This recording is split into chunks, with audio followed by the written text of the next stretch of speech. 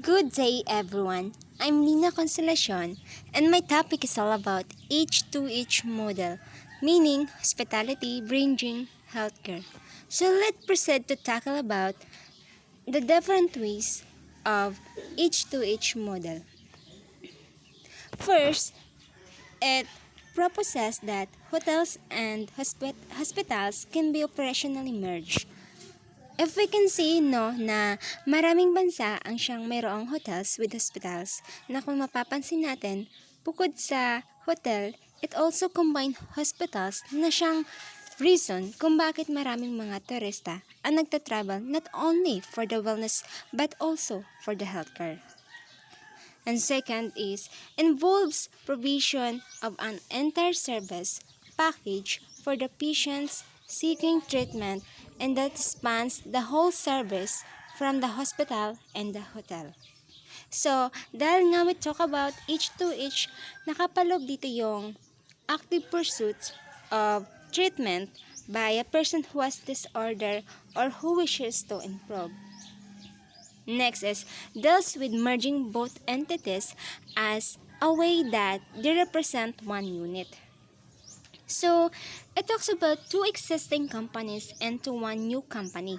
Kumbaga, it describes two firms of approximately the same size that join forces to move forward as a single new entity. Example natin like both Philippines company and American company cease to exist. So, once ang dalawang ito ay nagsama, it will become a new company. So, it results of PhilAm was created. So, let's talk about the largest players in the global medical tourism industry. So, first is Thailand country. Thailand got its start in medical tourism in 1997. In 2012, the number of international patients getting treated in Thailand was about 2.5 million people and the number is constantly growing annually. So, kung ating mapapansin, Thailand was year of 1997 ay bago pa nag-start ng medical tourism.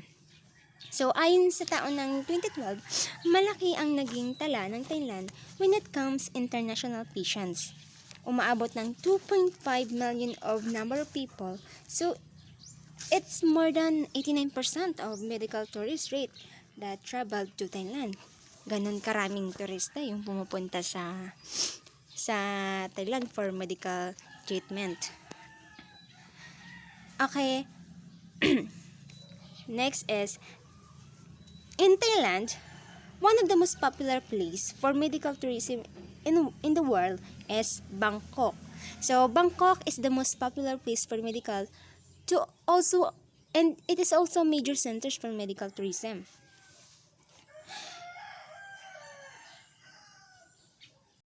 So, the place of Bangkok, ito din ay capital ng Thailand and large city. Bakit nga ba isa ito sa pinaka-popular na lugar sa Thailand for medical tourism? Of course, ito dahil sa makakalis ka when it comes of cost of hotel rooms and treatment, kaya marami talagang taong pumupunta for their healthcare and wellness. And Bangkok have hospital accreditation from the United States, which is Bombrong-Rad Hospital. It was a 16th world's best hospital for medical tourists. At 150,000 patients per year, 50% of them from abroad. It treated 55,000 Americans in 2005, 30% more than the year before. So, and also, it is the major attraction are cosmetic, surgery, and dental treatments. Gayunpaman, eye surgery, kidney, dialysis, and organ transplantation all are among the most common specialties sought by medical vacation in Thailand.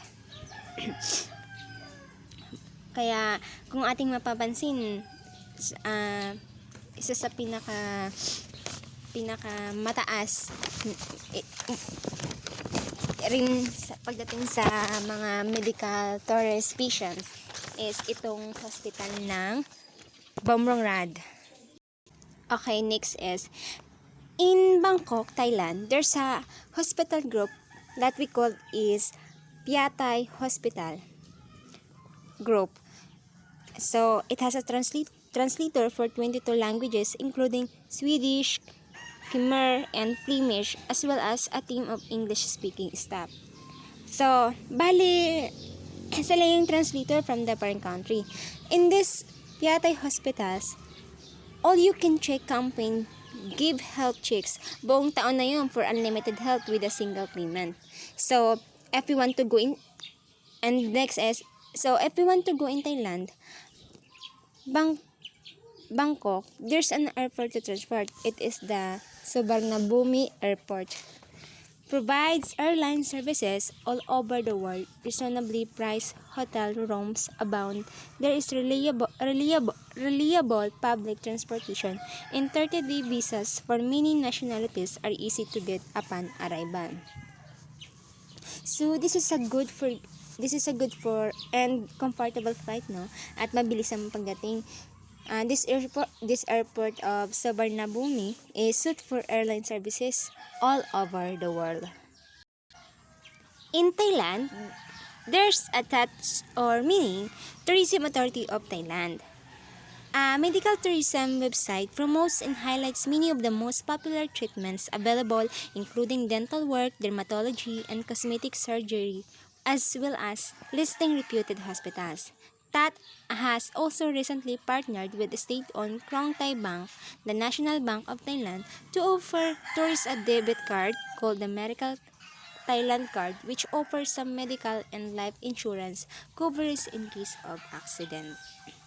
So, yung Tourism Authority of Thailand, it is an organization of Thailand to promote Thailand's tourism industry and protect the environment na pinopromote nila yung mga treatments na meron sa Thailand, not only for that for not only for na nag-offer sila. Not only for that, they also offer Medical Thailand Card for medical and life insurance coverage. Kung sa Thailand may medical card, sa Pilipinas may PhilHealth card. Okay, next is, for vacation possibilities, this Phuket City on Phuket Island is the capital of Thailand's Phuket province. So it's a major center for medical tourism. Phuket is clearly your destination with some of the most spectacular beaches and shore-front scenery on the planet. The mist left by last December's tsunami has been cleared, and the beaches reportedly are cleaner than any time in a decade. For a few patients, Phuket has another attraction as well. No, bukod sa Bangkok, isa din sa major centers for medical tourism itong Phuket place. Maliban sa ito ay magandang attraction, isa din itong mayroong hospital which is we call Bangkok Phuket Hospital. Probably, isa ito sa mga lugar na sa Thailand na pinupunta ng mga tao for sex change surgery. Okay, next is India. It's a relative newcomer to medical tourism but is quickly catching up to Thailand. Several years ago, McKinsey predicted the number of foreign patients seeking care in India will grow by 15% per year. The most recent estimates say the growth rate is already 30%. A separate study by Asukam reported that the year 2011 saw 850,000 medical tourists in India and projected that by 2015, this number will rise to 3,200,000. India has a large pool of trained and medical practitioners, good hospital facilities, at lower cost affordability with highly skilled personnel. So, yung India nga na bansa ay bago lamang ito when it comes in medical tourism. Pero mabilis siyang nakikisabay sa bansang Thailand. So ayon nga sa mga tala ni na McKinsey and Asukam, they predicted and reported the number of foreign patients seeking care in India. So if we talk again about sa bansang Thailand, mas masasabi nating India is quickly containing up to Thailand. Dahil nga yung mga medical practitioner, physicians, or surgeon, they are having a good competence in their profession as compared sa ibang mga foreign counterparts. Tapos, no, yung naitatala ng India ay malaki yung rate ng mga number ng patients.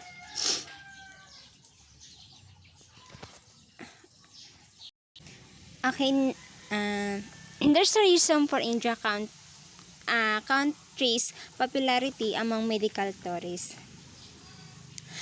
The cost of care, which for many procedure is the lowest in the world. Kung baga, yung trips for follow-up care ng India is relatively cheap. Ito dahil Air India subsidizes them with frequently flyer miles. Kung baga, India is loyalty program offered by the airline. Highly quality kasi ang India when it comes in service. And next is the range of high-level services available in such a large, technologically advanced country.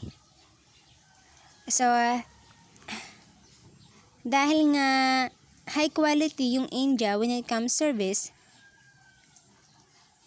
the cutting edge technology kasi, yung mga technological devices na ginagamit nila for treatment patients, mas current and high level for heart surgery, pediatric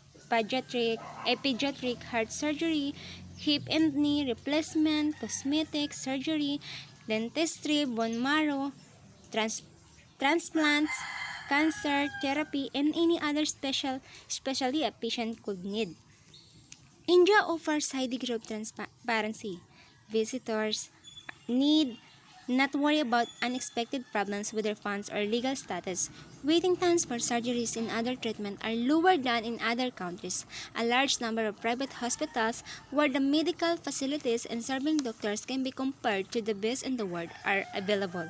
Traditional alternative healing systems like Ayurveda, Yoga, Ayush, Siddha, Unani, and naturopaths are famous around the world. So, dito nga, no, India has several other advantage for healthcare services unlike some of its competitors.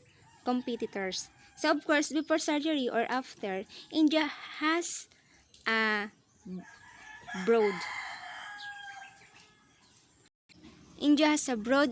array of unique and exotic destinations for Western tourists.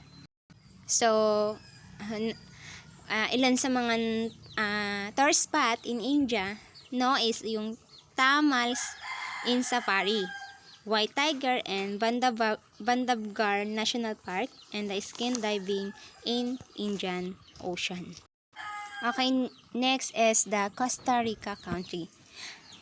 Has ecological wonders found in few other lands, from some of the largest, best protected rainforests in Central America to the fire show of the Arena volcano. And for those of more urban tastes, the casinos of San Jose, Punta and Guanacaste provide all the action even a jaded Las Vegas regular could ever want. So, it's for Costa Rica, yung bansa kasi ng Costa Rica, it's forested Central America country with coastlines on the Caribbean and Pacific. So, kilala ito sa mga beaches, volcanoes, and biodiversity. So, according to United Nations Development Program or UNDP, Costa Rica is one of the very few countries that have a high Human Development Index or HDI, considering its income levels, its rich culture, scenic beauty, wide sands, beaches, and rainforests make it one of the most loved travel destinations in the world. So, base nga sa UNDP, ang bansang Costa Rica ay isa sa dinaray ng mga tao dahil na rin sa medical treatment nila. Kasali ito sa top 5 ng medical tourism destination sa buong mundo. Because of excellent healthcare, recovery centers, and of course, affordability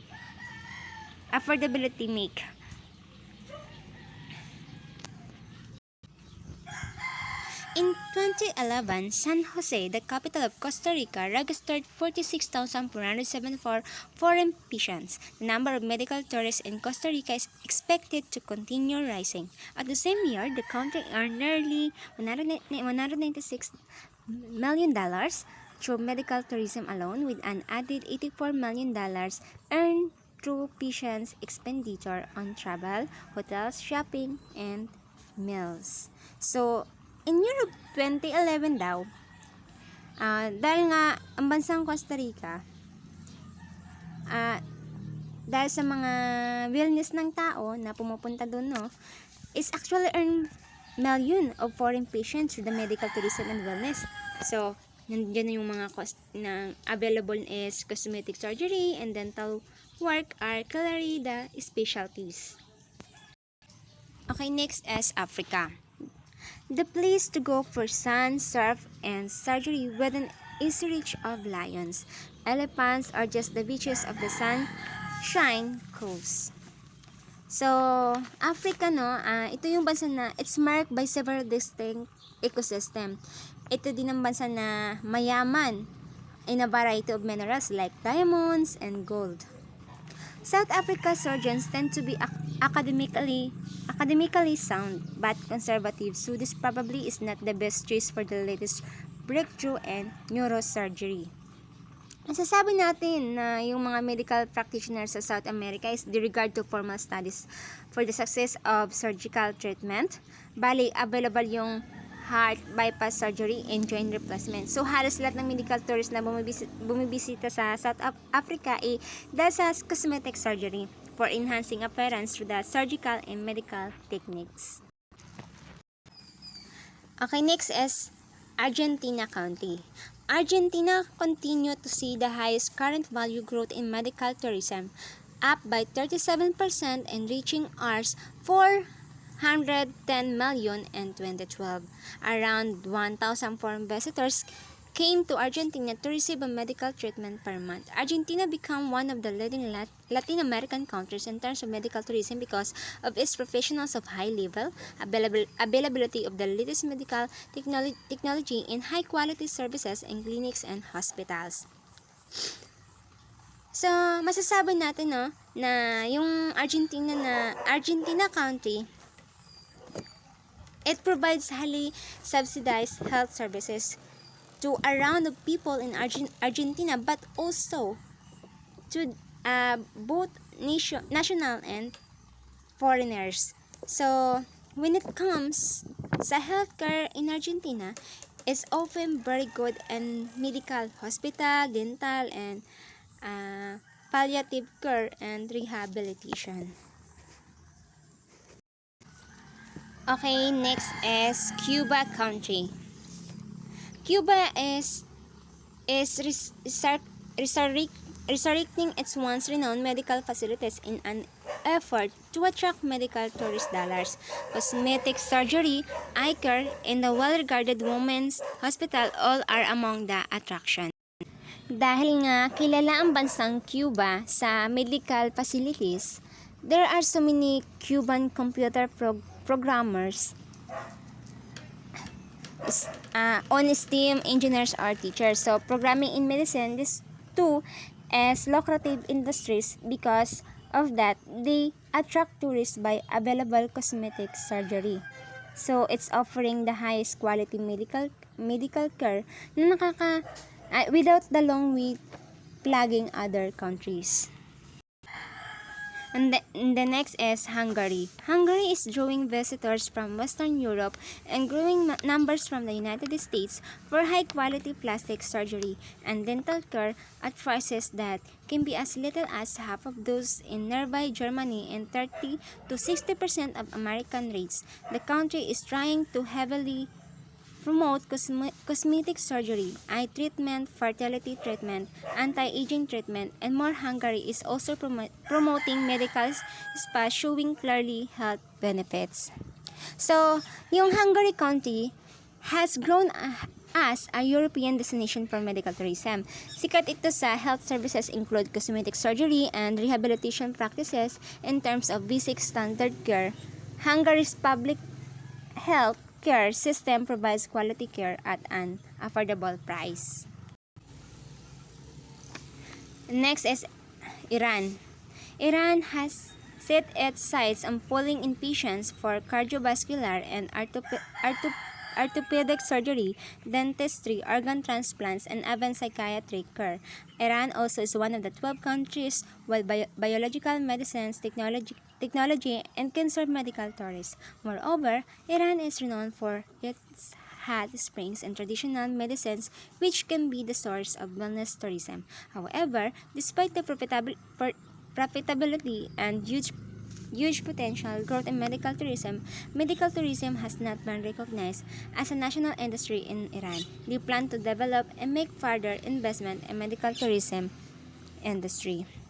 Hindi man totally kilala no ang pagdating sa medical tourism itong bansang Iran. Kung kaya may plano pa lang sila na magkakaroon ng investment to develop medical tourism industry. But Iran County, kilala naman ang bansang ito when it comes wellness tourism. Kasi nga maraming mapapasyalan, maraming source of wellness tourism na meron sa bansang ito. And the next is Dubai Country, already known as a luxury vacation paradise on the Red Sea. Dubai Healthcare City was launched in 2002. It encompasses 2 hospitals and 120 outpatient medical centers and laboratories. It is the world's largest healthcare free zone with the new branch of the Harvard Medical School on sites. It may also be the most prestigious. According to Dubai's healthcare officials, the Emirate reached 107,000 medical tourists in 2012, generating revenues worth 652.7 million DH. Ramadan Ibrahim, Director of the Health Regulation Department and the Director of the Medical Tourism Project, has a plan that by 2016 we expect a 15% jump, bringing the total number of tourists to 170,000 and the revenues to DH 1.1 billion. And by 2020, if we consider a 20% jump, it brings the number to 500,000 tourists and revenues to DH 2.6 billion. So, kung mapapansin natin, no, ganun na napipredict ni Ramadan Ibrahim na isang director ng health regulation. So, Dubai has one of the best public healthcare system in the world. Facilities, nag-offer sila ng mga facilities na high standard of medical care in states of the art facilities. Next is Malaysia. Malaysia offers advanced care of low prices and a variety of specialties. It is English-speaking country, so there is no barrier for patients having direct communication with doctors. Malaysia is striving to cultivate more doctors, such as having 5,000 new well-trained graduates each year. In 2012, Malaysia received 671,722 patients from around the globe and obtained RMB 594 million revenue, contributing to Malaysia's economy. Malaysian medical tourism is regulated by the Ministry of Health Malaysia, guaranteeing the quality of medical providers to medical tourists. Malaysia Healthcare Travel Council, or MHTC, is carrying out the promotion of medical tourism of the country. So, generally, no, mayroong efficient and widespread system of healthcare itong bansang Malaysia, no. So, it provides an universal healthcare for all citizens and legal residents. And last but not the least is the country of Philippines. The Philippines are still an undeveloped land as far as medical tourism goes, but that may not remain true for long. Bangkok's Bumrungrad Hospital recently made a major investment in the Asian Hospital and Medical Center outside Manila, where it hopes to clone its own success in attracting vacationing patients because of country's bright economic outlook. Improvement of medical tourism and domestic tourism is expected to keep robust growth over the forecast period. So, dahil nga ang bansa nating Pilipinas, when it comes to medical tourism, undeveloped pa. But our country have a vision. It is the global leader is providing quality healthcare for all through universal healthcare.